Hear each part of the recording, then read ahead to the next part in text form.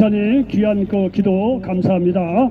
하나님 어떤 상황 속에서 은혜 주시고 그러는데 우리의 인간적으로 봤을 때 상황이 어려울 때일수록 하나님의 은혜가 더 크다는 사실을 믿으시기를 바랍니다. 자, 오늘 하나님께서 주신 말씀으로 믿고 시편 25편 16절로 20절까지 말씀을 봉독해 드리겠습니다. 자, 시편 25편 16절로 20절까지 말씀입니다. 자, 시편 25편 16절로 20절까지 말씀 봉독해 드리겠습니다. 주여, 나는 외롭고 괴로우니 내게 돌이키사 나에게 은혜를 베푸소서. 내 마음에 근심이 많사오니 나를 고난에서 끌어내소서. 나의 곤고와 환난을 보시고 내 모든 죄를 사하소서. 내 원수를 보소서. 그들의 수가 많고 나를 심히 미워하나이다. 내 영혼을 지켜 나를 구원하소서. 내가 주께 피하오니 수치를 당하지 않게 하소서. 아멘. 자, 저는 시편 25편 16절로 20절 말씀을 배경으로 해서 따라서 해보시기 바랍니다. 외롭고 괴로우니 어찌할꼬. 외롭고 괴로우니 어찌할꼬. 자, 외롭고 괴로우니 어찌할꼬, 이런 식으로 말씀을 전하면서 하나님의 은혜가 넘치시기를 예수님의 이름으로 간절히 축원을 드리겠습니다. 제가요, 이 교통사고를 당해보니까 정말 절체절명의 순간은 우리 혼자밖에 없다는 것을 절실하게 느꼈어요. 뭐 교통사고를 당해서 말이죠, 앞에는 벽으로 밀어붙이는데 뒤에서는 뭐 이렇게 뭐 의자가 와서 밀어붙여서 이게 뭐 사람을 꼼짝달짝 못하게 하는데 말이죠, 거기에는요 뭐 가족이고 아내 남편 다 소용없습니다. 나라의 대통령이고 뭐가 없어, 다 소용없어요. 절대적으로 말이죠, 고난에 빠지니까 혼자이더라고요. 예? 근데 그 혼자인 상황 속에서 결과적으로 그러니까 하나님께서 지켜주셔서 목숨을 살려주시고 생각할 때 지내놓고 보니까 얼마나 감사한지 모릅니다. 여러분요, 웬만한 고생 고통은요 사람이 도와줄 수 있습니다. 근데 말이죠, 정말 사람으로 할 수 없는 절체절명의 순간은요 사람의 도움 다 소용없어요. 여러분요, 정말 교통사고를 당하나 이렇게 어려움이 있을 때는요, 가족이 뭐 생각이 나고 뭐 누구 도와줄 사람이 생각나고 뭐 이럴 것 같죠? 그런 거 생각도 안 나요. 아무런 생각도 안 나요. 야, 이거 죽는 거 아니야? 이게 이 생각밖에 안 나요. 이렇게 절체절명의 순간은요 어떤 인간도 도움이 안 되더라고요. 어제 온 우주 만물을 만드신 하나님만이 우리의 유일한 구원이요, 우리의 유일한 보호자요, 은혜를 주시는 불의한 사실을 믿으시기를 바랍니다. 오늘 제목처럼 말이죠, 외롭고 괴로우니 어찌할꼬. 여러분요, 우리가 인생을 살다 보면 외롭고 괴로울 때가 얼마나 많이 있겠습니까? 더군다나 말이죠, 나이 든 사람들은요 이 외로움의 문제는 큽니다. 아무런 일도 안 했는데 나이 먹다 보니까 아들 딸 다시 입장가 내보내고 뭐 사이가 좋으면 1년에 한두 번 찾아오죠. 예? 그것도 사이가 안 좋으면요 혼자 사는 또 이 부모, 그런 사람들이 얼마나 많아요. 아내는 먼저 떠나거나 남편은 먼저 떠나거나 뭐 이혼하거나 뭐하거나 이렇게 해서 말이죠, 나이는 들죠. 나이 자체 드는 것만으로도 외로운 일인데 주위 사람 다 떠나고 말이야 혼자 남았을 때는 정말 외로운 일이에요. 괴로운 일이에요. 이럴 때 어찌하겠느냐 이거예요. 아니 여러분요, 우리가 젊었을 때 다 좋다 이거예요. 젊으면요 어디 가든지 외로웠지 않아요. 내가 스스로 재밌는 데 찾아갈 수가 있어요.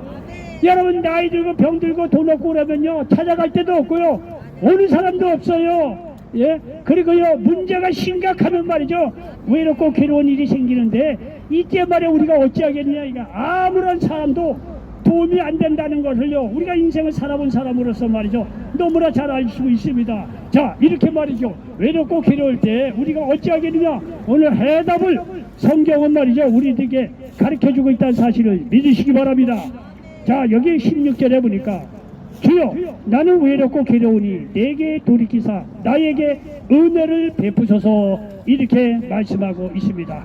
여러분요, 믿는 사람은요 염치가 좀 없어야 돼요. 여러분요, 이 세상 사람들은 외롭고 괴로울 때 남 안 찾아가요. 외롭고 괴로우면요 남한테 도움 어려워요. 그리고 찾아가지도 않고 말이죠. 웬만한 그 어려움이 있어야 남 도와가서 좀 도와달라 이래서 또 도와줄 수도 있는 문제죠. 그런데 말이죠, 진짜 외롭고 괴롭고 일생의 막바지에 왔을 때는요 남한테 찾아가기 어려워요. 그렇지 않겠습니까? 그리고 도와주지도 않습니다. 근데요, 이 성경이 이상한 것은 뭐냐면요, 외롭고 괴롭고 힘들 때 하나님을 찾아오라는 거예요. 예? 다른 사람은 외롭고 괴롭고 절체절명의 순간인데 다 떠나고요. 정말 어려움에 봉착이 되잖아요. 가족이고 뭐고 없어요. 그래서는 안 되는데 여보 그런 경우가 얼마나 많이 있겠어요. 주위 사람들 도움 안 돼요. 그런데 아직도 성경은 이상한 것이 하나님은 정말 이상한 분이에요. 아니 외롭고 괴로울 때 자기를 찾아오라는 거예요. 자기를 찾아오라는 거예요. 외롭고 괴로울 때 자기를 찾아오면 은혜를 베풀어 주신다고 여기 말씀하고 있다는 사실을 믿으시기 바랍니다. 주여 나를 외롭고 괴로우니 내게 돌이키사 나에게 은혜를 베푸소서. 아니 외롭고 괴로워서 말이야 하나님께서 은혜를 베풀어 주세요 이랬다는 거 아니에요. 그런데 말이죠. 사람들은 거짓말 보지도 않는데 하나님은 그렇지 않다는 거예요. 오히려 외롭고 또 괴롭고 그런 사람들에게 하나님 그런 사람들이 하나님께 찾아올 때 하나님이 그들을요 쌍수를 버리고 이제야 오느냐 하나님께서 기쁜 마음으로 맞아주시고 여기 그야말로 은혜를 베풀어 달라고 시편 기자가 얘기했는데 다 믿는 구석이 있기 때문에 이렇게 한다는 게 외롭고 괴로울 때 하나님을 찾아보면 사람은 다 떠나는지 모르지만 하나님은 우리에게 뭘 주신다? 은혜를 주신다는 사실을 믿으시기 바랍니다. 이 하나님의 은혜는 말이죠 사람이 낮고 천하고 힘들면 힘들수록 그런 사람이 하나님께 나왔을 때 하나님께서 은혜를 더하여 준다는 사실을 믿으시기 바랍니다. 성경 보면요 하나님께 은혜를 입고 축복받은 사람들을 보면은요 다 외롭고 괴롭고 절체절명의 순간을 다 겪었던 사람이에요. 이때 하나님을 극적이 만나서 하나님의 은혜로 살아갔다는 사실을 이 성경이 말이죠 온 인물을 통해서 우리에게 가르쳐주고 있다는 사실을 기억하시길 바랍니다.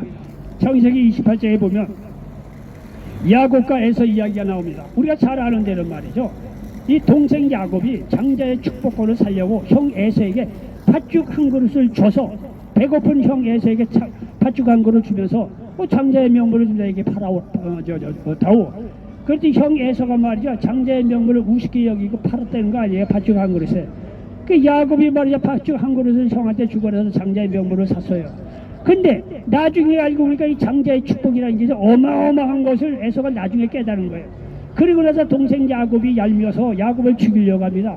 그러니까 말이죠 이 야곱의 부모님이 말이죠 야야야 너 이렇게 두면 말이야 너 형 에서가 너 죽일 것 같으니까 외삼촌 라반의 집으로 가라 이게. 그 이삭과 리브가 그 아버지 엄마가 말이죠 그 야곱에게 얘기했다는 거 아니에요. 그 야곱이 말이죠 부모에게 사랑받고 말이죠 그러시면 뭐해 이제는 말이죠 형 에서가 자기 동생 야곱을 죽이려고 하니까 야곱이 정처 없이 도망갑니다. 외삼촌 라반의 집에 갑니다. 외삼촌 라반의 집에 간 적이 있나요? 그게 어디 있는지 알 게 뭐예요. 예? 정처 없이 말이야 좋은 어떤 분위기로 가는 것도 아니고 또 형이 말이야 에서가 죽이겠다고 하니까 야곱은 이제 정처 없이 이제 떠도는 신세가 돼서 외삼촌 라반의 집으로 가는 거예요.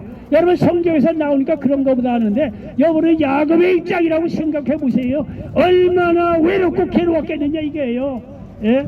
저 부모님을 떠나서 말이죠 이제는 왜 이렇게 정처 없이 외삼촌 라반의 집에 가는데 앞으로 그에게 기대할 게 뭐가 있겠느냐요. 인간적으로 보면 끝이지요. 얘기를 하자면 말이죠. 그런데 이러한 상황 속에서 성경을 보니까 야곱이 길을 가다가 피곤했겠죠.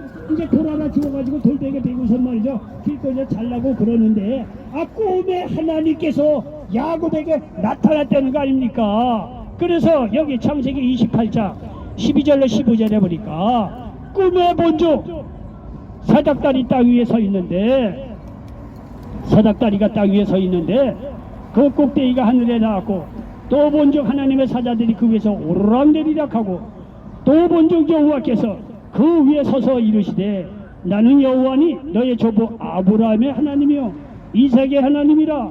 네가 누워있는 땅을 내가 너와 내 자손에게 주리니 내 자손이 땅에 티끌같이 되어 네가 서쪽과 동쪽과 북쪽과 남쪽으로 퍼져나갈지며 땅의 모든 족속이 너와 내 자손으로 말미암아 복을 받으리라. 내가 너와 함께 있어 내가 어디로 가든지 너를 지키며 너를 이끌어 이 땅으로 돌아오게 할지라. 내가 네게 허락한 것을 다 이루기까지 너를 떠나지 아니하리라 하신지라 말씀하고 있습니다. 여러분 보시오. 사람이요 자가 강하잖아요. 하나님 정신 멀쩡할 때 찾아오질 않아요. 내 힘으로 내 욕심으로 내 지혜로 다 할 수 있는데 하나님께서 찾아올 수 있겠어요? 야곱도 아주 자아가 욕심이 아주 강했던 사람이에요. 그러니까 하나님이요 낮에 찾아올 수가 없어. 그러니까 하나님께서 야곱이 잠을 잘 때 찾아왔다는 거 아니에요. 여러분 잠을 잘 때는 자기 육신이고 자고 뭐가 아무것도 없는 상황이에요. 그러니까 하나님이 이 야곱을 말이야 꿈에 꾸는 그 잠자는 동안에 찾아올 수밖에 없어요. 야곱이 그만큼 자존심 이게 굉장히 욕심이 욕정이 강했던 사람이에요. 그러니까 낮에 하나님이 찾아와야 그 만날 수 있겠어요. 야곱이 지 생각에 지 욕심 때문에 살아가는 사람인데 그러니까 이게 밤에 꿈속에 하나님께서 야곱을 찾아왔다는 거 아니에요. 이 꿈속에서 말이죠 찾아왔고 야곱에게 너 걱정하지 마라. 나중에 너 이 고향 땅으로 돌아오게 하고 내 자손 창대하게 해주고 앞으로 너의 후손을 통해서 만민이 복을 받을 것이니까 복의 근원으로 만들어줄 것이니까 걱정하지 말라는 거예요. 아브라함에게 주었던 축복을 그대로 지금 야곱에게도 하나님이 이게 지금 하나님이 야곱에게 전해준다는 사실을 믿으시기 바랍니다. 지금 야곱이 형편이 좋을 때가 아니에요. 자기 부모를 떠나서 부모가 있으면 뭐해? 이제 정처없이 떠돌아다니는 신세가 됐는데요. 형 예서가 죽이려고 하는데 갑자기 혼자가 돼서 맞아 들판을 지나자 호벌판 맞아 그냥 가야 되는 입장이니까 그 개인적으로 얼마나 외롭고 괴로웠겠느냐 이게요. 바로 외롭고 괴롭고 그런 상황 인간적으로 다 포기한 상황이고 희망이 없다고 하는 그때 하나님께서 찾아오셔서 이런 축복의 약속을 보여주셨다는 사실을 믿으시기 바랍니다. 이게 하나님의 은혜 아니겠느냐 이게요. 우리가 도대체 받을 수 없는 그런 상황인데 하나님께서 우리의 조건과 상황을 생각지 않으시고 가장 어려울 때 야곱을 찾아오셔서 이렇게 하나님께서 축복의 약속을 주셨는데 오늘날에도 말이죠.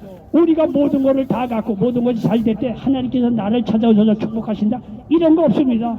외롭고 괴로울 때 힘들 때 절망 속에 있을 때 그때 하나님을 만날 때고 하나님께서 오셔서 우리에게 은혜를 베풀어 주셔서 축복을 더해 주신다는 사실을 믿으시기 바랍니다. 여기 17절입니까? 내 마음에 근심이 많사오니 나를 고난에서 끌어내소서 이렇게 말씀하고 있습니다. 여러분 17절에서 하시는 말씀이 뭐냐면 고난이 있다면 하나님을 찾아 기도하라는 거예요. 고난이 있다면 하나님을 찾아 기도할 때 하나님이 끌어내 주신다는 거예요. 여러분 고난도 말이죠. 웬만한 고난이죠. 정말 인간으로 살 수 없는 고난이 왔을 때는요. 하나님이 찾아오셔야 돼요. 하나님이 찾아오셔야 돼요. 하나님이 찾아오셔서 그 고난 속에서 우리를 끌어내 주실 수 있다는 사실을 믿으시길 바랍니다. 그러므로 말미암아 여러분 고난 중에 있다면 하나님을 찾으시기 바랍니다. 여러분 바둑 좋아하시는 분들 다 아실 거예요. 바둑은 제가 알기로는 18급부터 아마 시작하는 것 같아요. 18급, 17급 이렇게 쭉쭉 올라가는데 우리 같은 18급, 17급 이런 사람이 바둑을 뜰 때 1단이나 2단이 이렇게 와서 보면은 정말 가관일 거예요. 나는 내 생각대로 잘 뛴다고 생각하는데 바둑 1단이나 2단 되는 사람이 가만히 보면 그거 우습겠죠. 엉망으로 뛰고 있는 거 바둑 위에 고수들은 다 알아요. 저거 잘못 뛰고 이렇게 떠야 살 길인데 그것도 모르고 나 같은 사람은 맞아 뛰고 있는 거 바둑 1단 2단 되는 사람은 다 알아요. 여러분요 마찬가지라는 거예요. 우리 인생도 고난을 두고 싸우는 거예요. 고난과 수싸움을 하는 거예요. 고난을 피하기 위해서 해결하기 위해서 이렇게도 해보고 저렇게도 해보고 안 되는 거예요. 안 되는 거예요. 인생의 고수가 와야 된다는 거예요. 하나님이 와서 우리를 도와주실 때 하나님을 의지할 때 거기에 구원의 은혜가 임한다는 사실을 믿으시기를 바랍니다. 이런 등산을 해본 사람은 잘 알겠지만 등산 가다가 길을 잃으면 어떻게 하겠습니까? 두 가지 방법이 있어요. 내려가서 골짜기를 타고 밑으로 내려가든가 또 한 가지는 산 정상에 가는 겁니다. 산 정상에 올라가면 어느 내려갈지 다 보여. 길이 어디 있는지 다 보인다는 거예요. 여러분 인생의 고난에 왔을 때 영적으로 가장 높은 곳에 계신 하나님을 찾아가라 이거예요. 하나님을 찾아가라 이거예요. 그러면 하나님께서 가장 높은 곳에 계셔서 우리의 고난의 길이 뭐고 문제가 뭐고 그 고난을 피할 길이 어떤 것인지 하나님께서 친절하게 가르쳐 주시고 고난 속에서 우리를 이끌어내 주신다는 사실을 믿으시기를 바랍니다. 이 하나님이 말이죠 고난에서 이끌어 주시는데 이러할 때 우리는 기도를 통해서 하나님의 능력을 우리의 삶 속에 끌어들이고 그럴 때 하나님께서 고난 속에서 우리를 끌어내 가신다는 사실을 믿으시기 바랍니다. 기도하라는 거예요. 기도하라는 거예요. 고난이 왔을 때 기도할 때 하나님께서 우리를 고난 속에서 끌어내 주신다는 사실을 믿으시기를 바랍니다. 여러분, 우리가 기도하게 되면요, 어떤 현상이 일어나면 말이죠, 잠시 후에 천국에서 배달부가 옵니다. 천국에서 배달부가 와서 여러분 기도하면은 말이죠, 천국에서 하늘에서 배달부가 와서 여러분 문을 두드릴 거예요. 아, 여기 홍길동식 집 아니냐? 그게 문을 열고 내가 홍길동이요. 그러면 말이죠, 하늘에서 온 배달부가 아이고 하나님께서 당신 기도에 대한 응답을 말이죠 전해달라고 해서 내가 말이죠 이렇게 말이죠 이 응답을 갖고 왔다는 거예요. 그리고 말이죠, 여러분 마음의 문을 놓고 할 때가 있다는 사실을 믿으시기 바랍니다. 기도하면요, 하나님께서 배달부를 통해서 그 응답을 주신다는 사실을 믿으시기를 바랍니다. 여러분요, 이게 거짓말이 아닌 것이, 여러분 여기 이사야 38장에 보면 그 얘기가 나와요. 여기 이사야 38장에 보니까 남유다의 히스기야가 병들어 죽게 되었습니다. 그래서 이사야 선지자를 보내서 너 병이 났으니 이제는 방법이 없다, 정리하라, 이렇게 하나님의 음성이 들린 거예요, 이사야를 통해서. 그러니까 이 남유다의 이 히스기야 왕이 간절히 기도했다는 거 아니에요. 예? 여기 이사야 38장에 간절히 기도하자. 여러분요, 얼마 지나지 않아서 이사야를 통해서 하나님께서 그 해답, 문제 해결에 그런 기도 응답에 대한 이 배달, 이 전보를 이사야를 통해서 가르쳐줬다고, 전달해줬다고 말씀하고 있습니다. 들어보세요.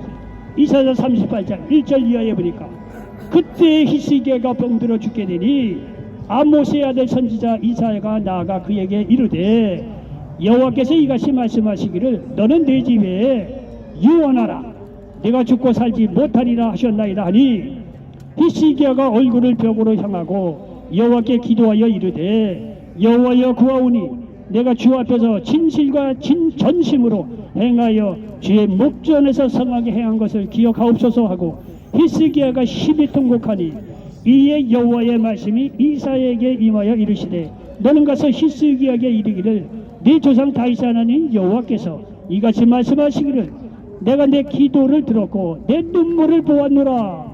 내가 내 수완에 15년을 더하고 너와 이 성을 아수르 왕의 손에서 건져내겠고 내가 때 이 성을 보호하리라. 이렇게 말씀하고 있습니다. 여러분, 히스기야가 병들어서 하나님 너 이제 병들어 죽으니까 끝났다, 이사야 선지자를 통해서 이렇게 얘기를 합니다. 아, 그랬더니 말이죠, 여기 히스기야가 간절히 하나님께 기도했다는 거예요. 여러분요, 지금 읽어드린 대로 히스기야가 뭐라 그랬냐면 아이 하나님, 내가 평소에 선하고 아주 착하게 행한 거를 기억하셔서 내 병을 좀 낫게 해주셨으면 이렇게 해줬으면 좋겠습니다 라고 히스기야가 기도했는데 하나님의 응답이 뭐냐면 나는 내 기도와 눈물을 보았다는 거예요. 그러니까 네가 선한 행위를 하고 착한 일을 했다는 게 아니라 내 기도와 내 눈물을 보았다는 거예요. 여러분, 기도 응답 받는 조건은 우리가 선한 행위, 착한 행위, 여러분 이래갖고 기도 응답 받느냐? 그렇지 않다는 거예요. 설사 선한 행위가 없고 여러분 그렇지 못한 삶을 살았다고 하더라도 고난 속에 있어서 하나님께 와서 잘못한 것을 회개하고 정말로 간절하게 눈물 흘리며 기도하면 하나님께서 천국 배달부를 통해서 내가 내 기도를 들었고 내가 너를 축복한다고 하는 그런 우편을, 응답을 우리에게 보내주신다는 사실을 믿으시기 바랍니다. 고난 속에 하나님께 찾아왔을 때 하나님께서 그 기도하는 우리들에게 우리를 고난 속에서도 끌어내 주신다는 사실을 믿으시기 바랍니다. 빌립보서 4장 6절로 7절에 보니까 아무것도 염려하지 말고 다만 모든 일에 기도와 간구로 너희 구할 것을 감사함으로 하나님께 아뢰라. 그리하면 모든 지각에 뛰어난 하나님의 평강이 그리스도 예수 안에 너희 마음과 생각을 지키시리라. 이렇게 말씀하고 있습니다. 그리고 여기 18절에 보니까 이렇게 기록하고 있습니다. 18절에 보니까 나의 곤고와 환난을 보시고 내 모든 죄를 사하소서. 자, 이렇게 말씀하고 있는데 이 얘기는 뭐냐면 이렇게 곤고와 환난이 온 것이 죄 때문이라는 거예요. 시편 기자가 그렇게 얘기하고 있는 거예요. 여러분, 이 환난과 곤고가 왔을 때 나의 죄가 죄 때문에 온 것이 아닌가, 이렇게 한번 돌아보라고 오늘 18절에서 우리에게 말씀하고 있습니다. 이 얘기는 곤고와 환난이 왔을 때 그 문제를 대하는 자세를 말하고 있는 거예요. 먼저 죄가 있는지 여러분 돌아볼 수 있는 저와 여러분 되시기를 예수님의 이름으로 간절히 축원을 드리겠습니다. 나의 죄 때문에 이런 환난과 곤란이 왔다고 한다면은 회개하라는 거예요. 회개하라는 거예요. 여러분 다윗이 굉장히 위대한 인물이라는 게 뭐냐면요, 다윗이 뭐 큰 일을 하고 놀라운 일을 해서 그래서 위대한 인물이 아니에요. 다윗은요 자기가 잘못했을 때는 아주 회개를 잘했던 인물이에요. 아주 잘했던 인물이에요. 자기가 잘못한 일이 있으면 말이죠, 선지자를 보내서 하나님께서 너는 이렇게 했는데 말이야, 이 괘씸한 놈 말이야, 이럴 수가 있냐, 바로 무릎 꿇고 말이죠 통해 자복하는 정말 왕으로서도 다윗이 말이죠 어느 날 나단 선지자가 와서 그 자기의 사랑하는 그 부하 우리야 아내 바세바를 간음했단 말이에요. 나쁜 일을 했죠. 그러니까 나단 선지자를 보내서 말이죠 다윗에게 하나님께 호통을 칩니다. 네가 왕으로서 말이야 그럴 수가 있냐, 이게 나쁜 놈 말이야. 이러니까 말이야 다윗이 왕인데도 나단 선지자가 그렇게 얘기하니까 여러분요 거기서 무릎 꿇고 하나님께 통해 자복했다는 거 아니에요. 웬만한 왕 같으면요 그거 나단 선지자 야 네가 뭔데 내가 대통령이고 내가 왕인데 네까지 깨고 그 박살 내버려요. 옛날에 나타 왕 그런 거예요. 왕들 뭐 나쁜 놈들이에요. 지음만 만든다고 말이죠. 예, 눈도 깜짝없이 수십 명 수백 명 날려버려요. 북한에 김정은이가 그 나쁜 놈 보세요. 한국 뭐 드라마 봤다고 중학생 된 애들 30명을 그냥 다 통제시켰어. 유튜브 보니까 다 나오더라고요. 그런 놈이 무슨 나라의 대통령이 왕이고 뭐 천하보다도 귀한 생명을 말이죠. 그거 하나 봤다 그렇게 죽이는 놈이 어디 있어 그래. 옛날에 다 왕들한테 그런 놈들 아니에요. 이거 아직 웃기지도 못한 왕들 많아요. 다윗 왕도 말이죠 왕으로서 나단 선지자가 와서 야야야야 너 이렇게 잘못했는데 말이야 그럴 수 있냐, 야 네가 뭐냐, 단칼에 날릴 수도 있다는 거예요. 그러나 여러분 다윗은 보통 왕하고 달랐어요. 다윗은 선지자 뒤에 있는 왕이 하나님의 살아계심을 보고 그렇게 말해 자기 잘못을 여기 지적하자 바로 무릎 꿇고 통해 자복합니다. 여기 시편 25편도 말이죠 이 다윗의 시편이에요. 이렇게 고난과 환난이 온 걸 보고 아 이건 내 죄 때문에 그런 것이 아닌가 이렇게 생각하는 그런 다윗의 모습을 보라, 이게 얼마나 우리에게 말이죠 시사하는 것이 많이 있느냐 이런 얘기예요. 그래서 여러분요 이렇게 고난과 환난이 왔을 때는 야 이것이 혹시 나의 죄 때문에 그런 것이 아닌가 이렇게 회개할 수 있는 저와 여러분 되시길 바랍니다. 전도서 7장 14절을 보니까 형통한 날에는 기뻐하고 곤고한 날에는 되돌아보아라 말씀하고 있습니다. 여러분도 예수님이 말이죠 공생애를 시작해서 천국이 가까워왔다고 선포를 합니다. 근데 전제 조건이 있어요. 뭐냐면 회개하라, 천국이 가까이 왔다는 거예요. 여러분요 천국에 가기 위해서 여러분의 의로운 행위 뭐 공부 많이 하고 돈 많이 뭐 벌고 여러분 이런 거 가지고 천국에 들어간다는 게 아니에요. 딱 한 조건, 회개할 때 천국이 가까이 왔다는 사실을 믿으시기 바랍니다. 얼마나 감사한 일입니까?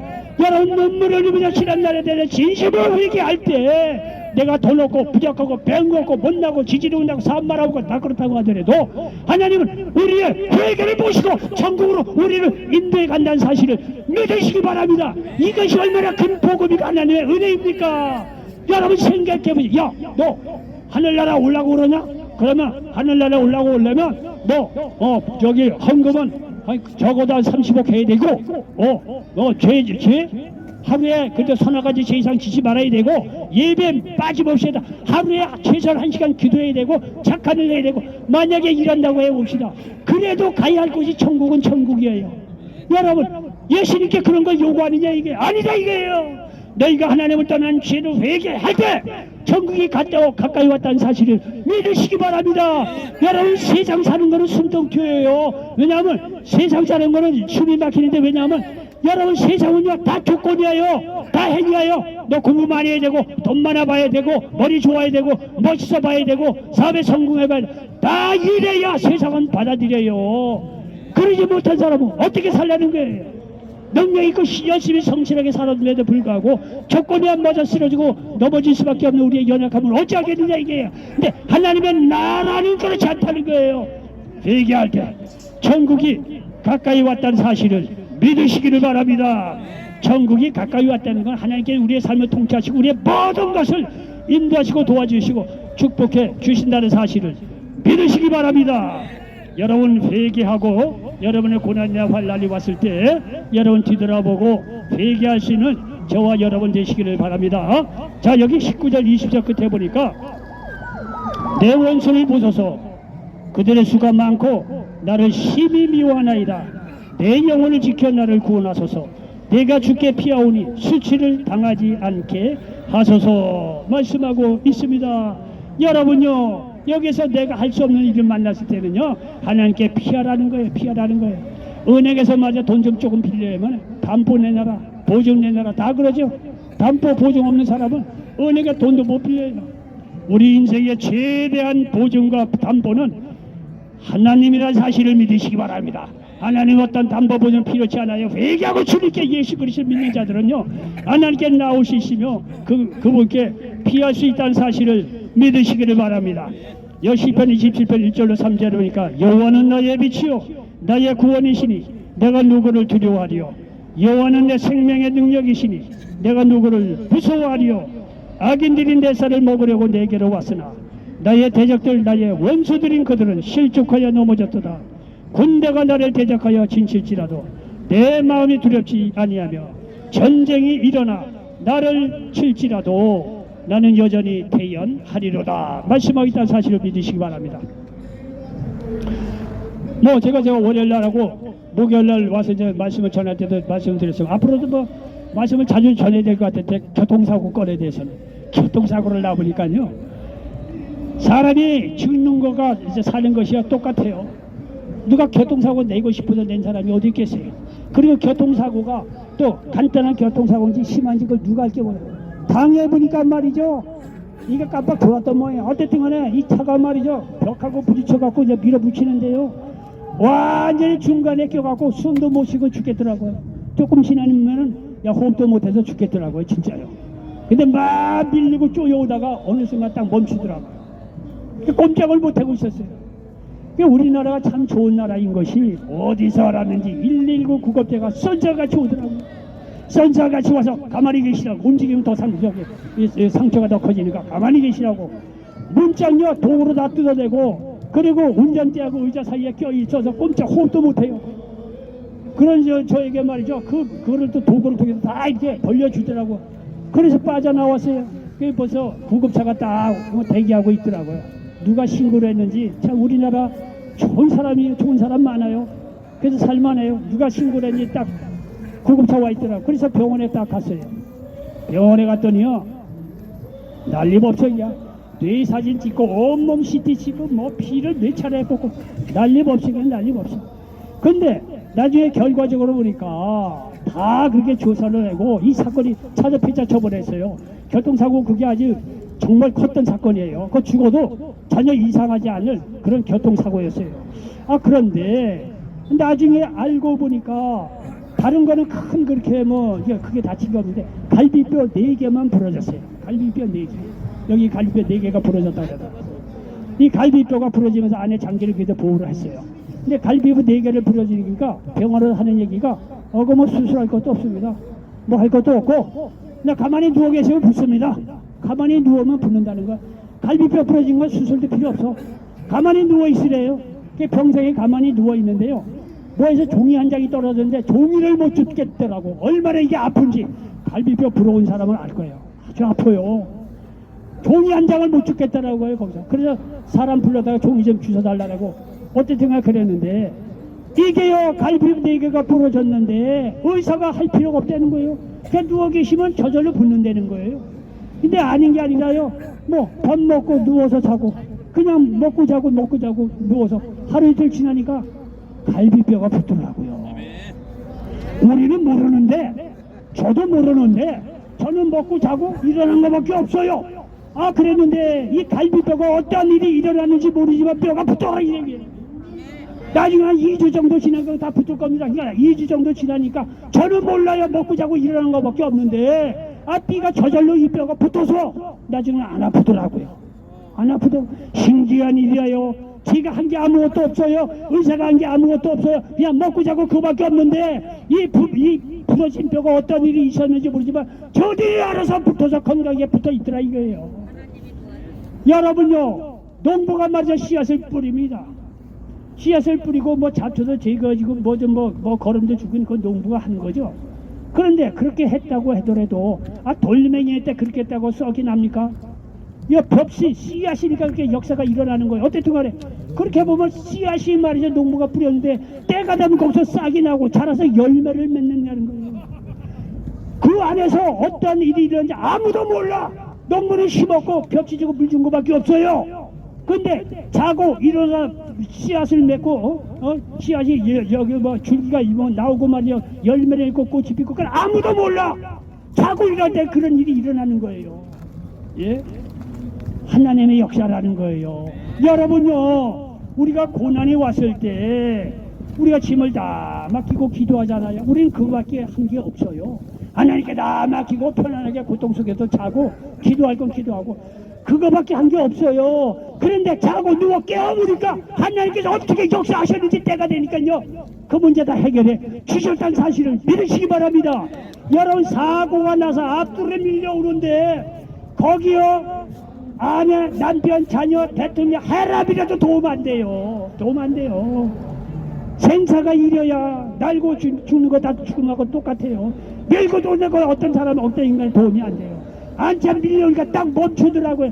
하나님께서 나중에 보니까 그렇게 도우셨다는 거예요. 도우셨다는 거예요.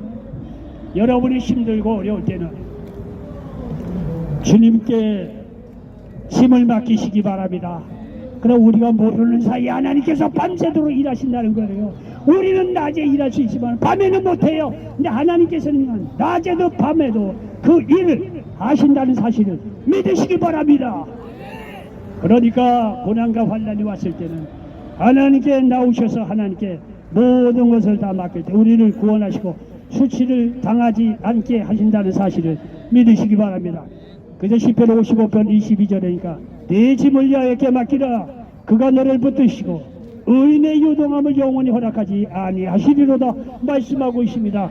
또 시편 68편 19절에 보니까 날마다 우리 짐을 지시는 주 곧 우리의 구원이신 하나님을 찬송할지로다 말씀하고 있습니다. 결론입니다. 오늘날 하나님이 예수님을 보내주셔서 우리를 구원하시고 모든 문제를 해결해 주신다는 사실을 믿으시기 바랍니다. 하나님이 역사하시다가 때가 되면 독생자 되시는 예수님을 보내주셔서 누구든지 그를 믿을 때 구원받고 하나님 자녀 삼아 주시고 기도에 응답해 주시고 치유해 주시고 우리의 문제를 동일하게 예수님을 통해서 해결해 주신다는 사실을 믿으시기 바랍니다. 그러므로 여러분도 예수 믿고 구원받고 어떤 일이 있더라도 예수님의 이름으로 기도해서 하나님께 돌아오시고 하나님께 힘을 맡기시기 바랍니다. 여러분이 어떤 곤고하고 외로운 일도 하나님께서 영원 육간에 축복하시고 채워주시고 은혜를 베풀어 주신다는 사실을 믿으시기 바랍니다. 이런 놀라운 역사가 임하시기를 예수님의 이름으로 간절히 축원을 드리겠습니다. 기도합니다. 조신 아버지 하나님, 오늘 시편 25편 16절로 20절 말씀을 배경으로 해서 외롭고 괴로우니 어찌할꼬 이런 식으로 말씀을 나눴습니다. 이 말씀이 이 자리에 함께한 모든 분들에게 그대로 응하게 도와주시옵소서. 이 시간 함께한 모든 분들 머리머리마다 앉혀야 주셔서 성령으로 충만케 하시고 예수 믿고 구원받게 하시고 저들의 마음에 곤고 외로운 모든 일 주님께 다 맡길 때 주님께서 돌이시고 응답하여 주셔서 그 마음속에 세상일 줄 수 없는 위로와 평강이 넘치게 도와주시옵소서. 예수 이름으로 명하노니 모든 질병은 먹금을 놓고 떠나갈지어다. 모든 연약한 질병들 위장병을 비롯해서 모든 암병으로 신경조직 근육병까지도 성령 하나님께서 안수하여 주셔서 영혼 육간의 모든 질병을 나사렛 예수 이름으로 깨끗이 떠나가게 도와주시고 치유하여 주시옵소서. 우리 지금 멸망시키려고 하는 악한 의감의 혈들 나사렛 예수 그리스도를 다 멸하여 주셔서 자유케 도와주시고 어떤 공고 외로울 때도 성령 하나님께서 지켜주시고 도와주시고 함께하여 주시옵소서. 우리 모든 기도와 간구 주님께서 들으시고 응답하여 주셨음을 믿습니다. 예수님의 이름으로 축복하고 기도하옵나이다. 아멘. 축도합니다. 이제는 우리 주 예수 그리스도의 은혜와 하나님 아버지의 극진하신 사랑하신가 보혜사 성령 하나님의 내주에 등역사하시고 오늘 광장 예배를 하나님께 영광 돌리고 돌아가는 주님이 사랑하는 백성들 개인 가정 자녀 사업 미래로 이제부터 영원토록 함께 하시기를 간절히 축원드리옵나이다. 아멘.